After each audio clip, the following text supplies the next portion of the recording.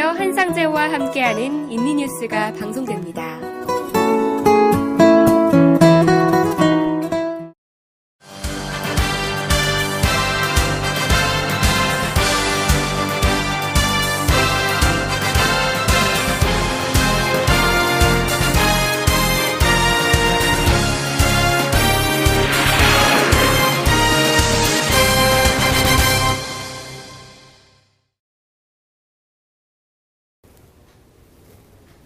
KTV 시청자 여러분 안녕하십니까?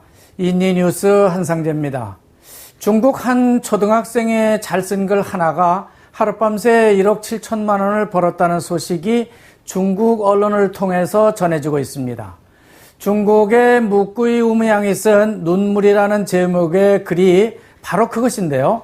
건강이 좋지 않았던 소녀의 어머니가 병으로 숨지면서 자신과 교감하던 과정을 300여 글자로 써내려고 한 내용이라고 합니다. 이 내용을 잠시 살펴보면 4년 전 나를 귀여워했던 아빠가 돌아가셨다. 아빠를 그리워했던 것인지 엄마도 병이 들었다라는 가슴 아픈 이야기를 담담히 써내려고 한 내용이라고 합니다. 묵구이 우무양이 학교 장문 시간에 쓴 이 글은 교실벽에 걸려 있다가 우연히 자선재단 관계자의 눈에 띄어서 중국판 트위터인 웨이보에 올려지고 이것이 퍼져나가게 되면서 누리꾼 500만 명 이상이 92만 위안, 한국 돈으로 약 1억 7천만 원이 넘는 성금을 모은 것입니다. 흉흉한 사건, 사고가 많은 요즘 세상이라지만 아직도 마음 따뜻한 모습이 꽤나 남아있는 듯합니다. 오늘은 이렇게 훈훈한 이야기를 가지고 여러분을 맞이해 보았는데요. 그럼 오늘도 어김없이 인도네시아 내외 각종 유익한 이슈들을 전달해 드리도록 하겠습니다. 지금부터 8월 첫 주 인리 뉴스를 시작하겠습니다.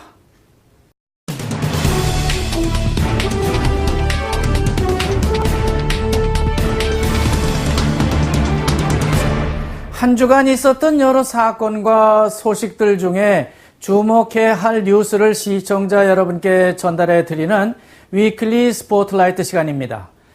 지난주는 이슬람 주간이라고 해도 과언이 아닐 정도로 이슬람 선교대회 소식이 절반을 넘고 있습니다.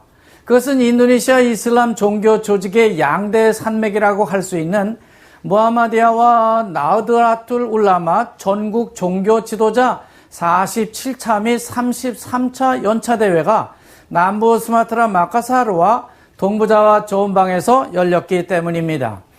이들은 각기 이슬람 선교와 관련된 재반사항을 논의하고 차기 회장단도 뽑는 행사를 진행했습니다. 특히 이번 선교대회에선 조코이 대통령 정부가 기추진하고 있는 보건복지 카드, 즉 BPJS가 하람이냐 아니냐는 논의도 했고요. 외국 선적의 불법 조업선을 폭파하고 침몰시키는 것이 합당한 일인지, 또 선거 공약을 해놓고 이행치 않는 정치인, 특히 조코이 대통령에 대해서 하야 결정을 하도록 추진해야 하는 것 아니냐는 등의 정치적 문제도 거론했습니다. 하지만 BPJS 카드는 하람이 아니다라는 것으로 결론을 냈습니다. 그렇다고 할랄이라는 결정도 내지는 않았습니다.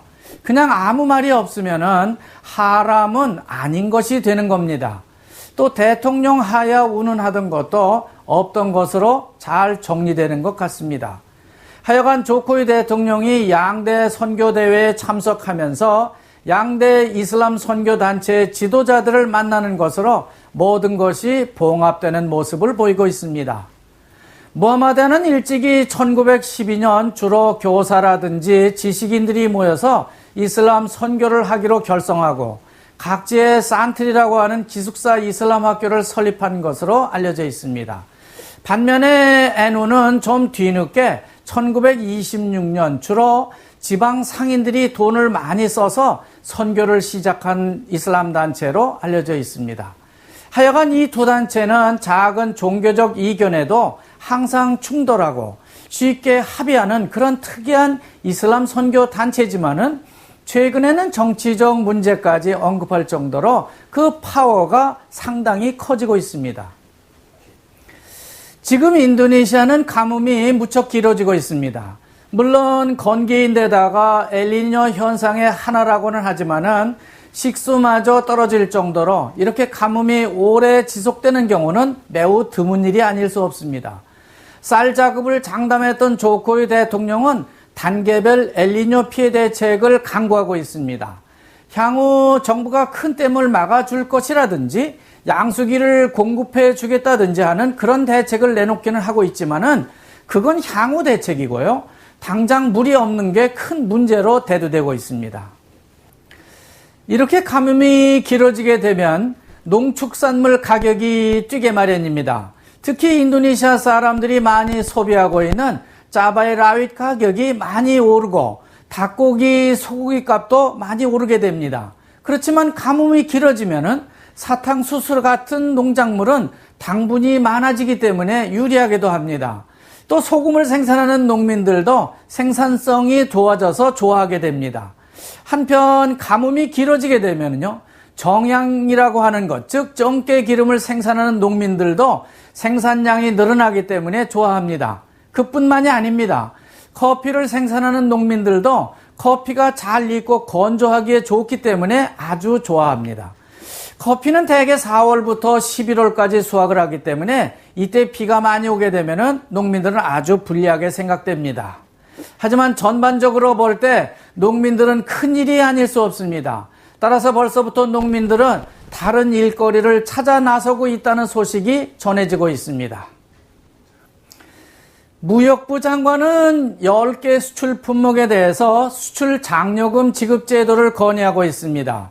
CPO 제품이라든지 섬유 내지는 봉제품, 목재, 펄프 그리고 가구류, 전자제품, 화공약품, 금속제품, 생고무 혹은 고무 가공품, 자동차, 곡물류, 기계류 등이 그것입니다. 이렇게 열거하다 보니까 거의 다 포함된 것 같습니다. 하여간 인도네시아 정부가 수출 장려금 제도를 도입해서 수출 드라이브 정책을 펴려고 하는 것 같습니다. 베카뱀이 또다시 95개 투자 승인 업체 SP의 허가를 취소한다고 발표하고 있습니다. 물론 투자 승인을 받아놓고 실제 투자를 하지 않았거나 투자 이행 보고서를 제출하지 않았기 때문이라는 겁니다. 이처럼 SP의 투자 승인서 허가서를 받아놓고 마치 그것이 SP의 때인 것처럼 잘못 이해하는 경우가 있는데요. 이런 경우에 주의를 요합니다. 지금까지 위클리 스포트라이트였습니다. 이어서 여러 단신들을 모아서 정리해드리는 다이내믹 인니 시간이 이어지겠습니다.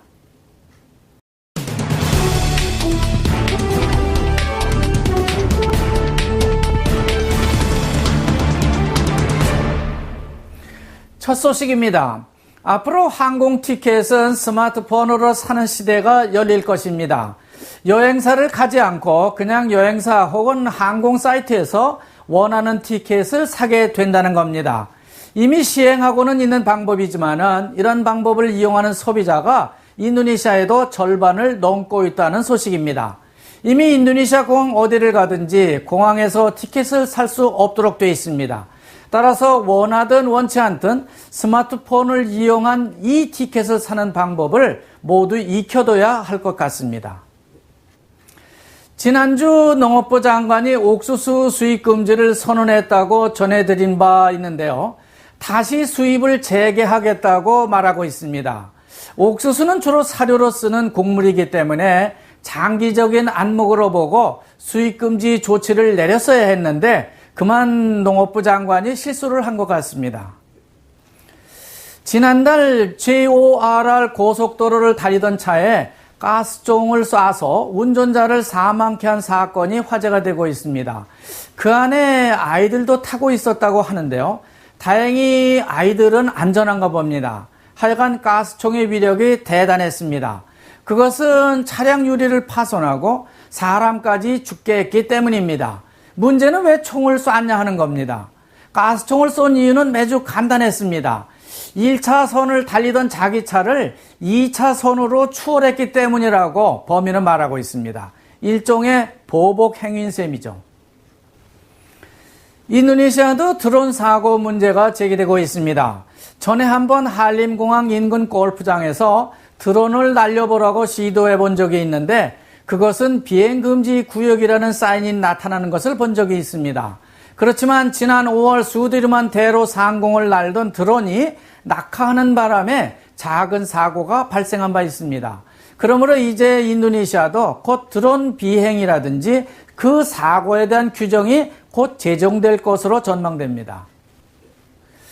중국이 남중국해 분쟁 문제를 쿠알라룸푸르 아세안 외무부 장관 회의에서 다루지 말아줬으면 좋겠다는 제안에 대해서 아세안이 무시하기로 했다는 외신이 전해지고 있습니다. 말하자면은 중국 측의 요구를 들어주지 않겠다는 것인데 그럼 남중국해 문제를 다루겠다는 의미로 해석되고 있습니다. 이미 중국은 이 남사군도라고 불리는 섬에 군사기지를 설립해 놓았기 때문에 아세안 연합, 그 중에서도 특히 필리핀이 강하게 반발하고 있습니다. 이상 다이내믹 인니였는데요. 다음엔 박예지 아나운서가 전해드리는 잘란잘란 인니 시간이 이어지겠습니다. 저는 잠시 후에 다시 뵙겠습니다.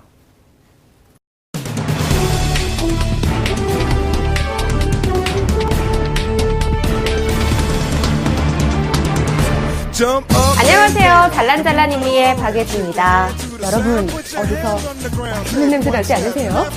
네, 곧이어 제가 구북망 은킹이라는 식당에 대해서 소개해드리도록 하겠습니다.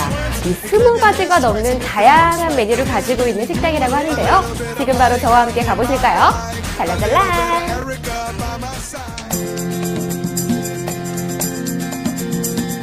특별한 외식이 필요한 순간, 지친 일상에서 힐링이 필요한 순간. 이번 주말에는 도심을 잠시 벗어나 물 좋고 공기 좋은 곳에서의 외식 어떠실까요? 제가 오늘 소개할 곳은 바로 대북에 위치한 구북망 앵킹이라는 곳입니다. 이곳은 2008년부터 전통을 이어오고 있으며 족자카르타에 본점을 낸 후 유명세를 타 많은 분점이 생겼다고 합니다. 유명해진 데에는 그만큼 이유가 있다는 건데요. 벌써부터 기대되지 않으신가요? 우와, 보기만 해도 너무 시원하죠. 이 대나무로 지어진 원두막 위에는 발리 특유의 들풀로 덮여져 있어서 야외이지만 서늘서늘.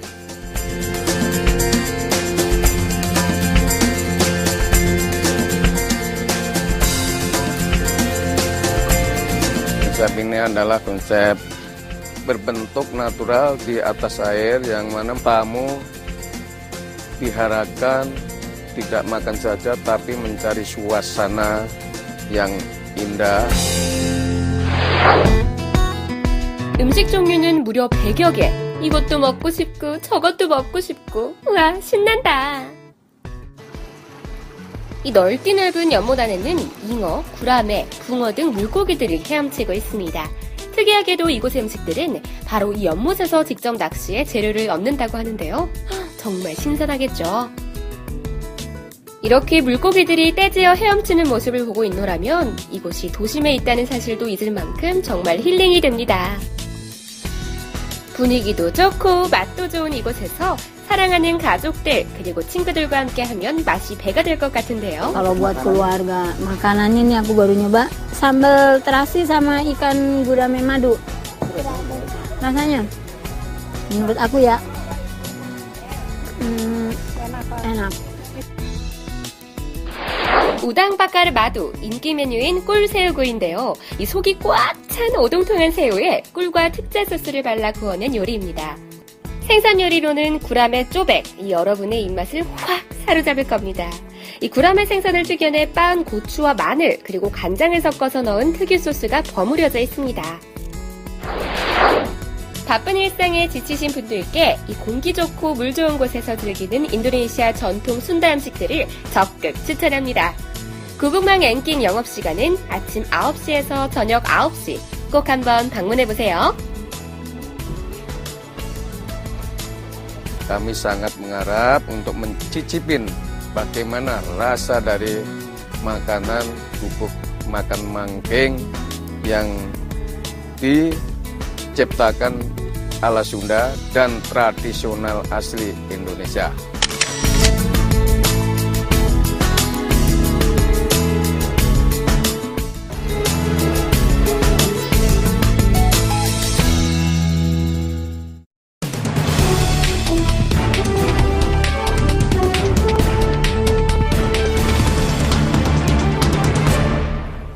인도네시아 생활에 도움이 되는 정보를 알려드리는 라이프 앤 인포 시간입니다.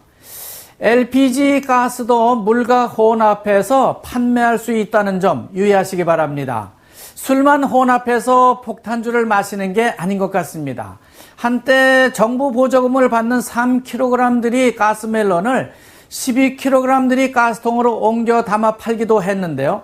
이제는 아예 물을 담아서 무게를 맞추는 그런 수법을 쓰고 있다고 합니다.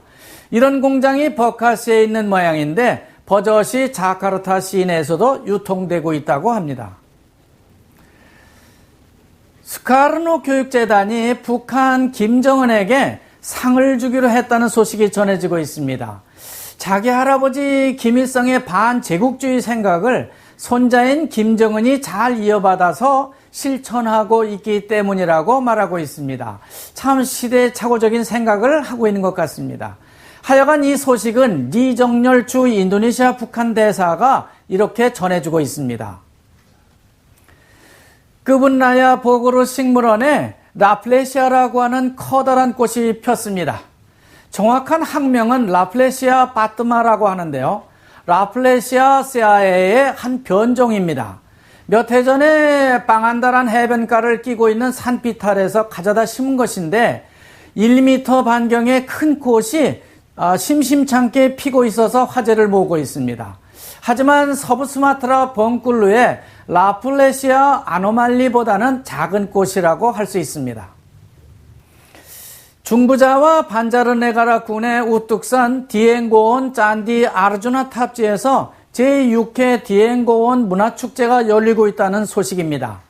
디엥고온은 족자와 마글랑, 스마랑 혹은 뿌로크르타에서 쉽게 접근할 수 있는 넓은 분지의 화산입니다. 밤 기온이 10도 내외로 내려가기도 하기 때문에 감자라든지 토마토, 양배추, 상추 등 고랭지 채소가 많이 나고 있습니다. 분지를 중심으로 아름다운 호수가 펼쳐져 있고 여기저기 지열발전으로 가는 은색 파이프는 흰색 수증기를 높이 내뿜고 있기 때문에 아주 장관을 이루고 있습니다.